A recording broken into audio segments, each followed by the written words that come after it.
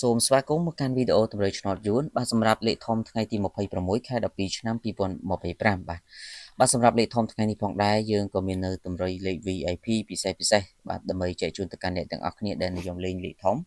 ដើម្បីយកទៅធ្វើការផ្សងសំណាងជាប៉ុន្តែមុននឹងយើងចូលទៅកាន់តម្រុយក៏បងប្អូនកុំភ្លេចជួយចុច Subscribe ចុចជាវចុច Follow Page ម្នាក់មួយ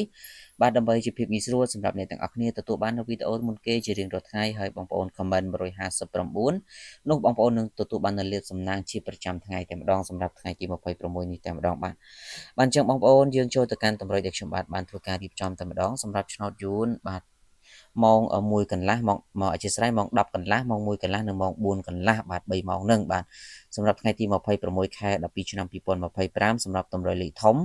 គឺយើងមាន4គ្រាប់បាទដើម្បីចែកជូនទៅកាន់បងប្អូនហើយក៏មានលេខពិសេសសម្រាប់ចែកជូនផងដែរបាទដោយគ្រាប់ទី1គឺបងប្អូនសូមលេង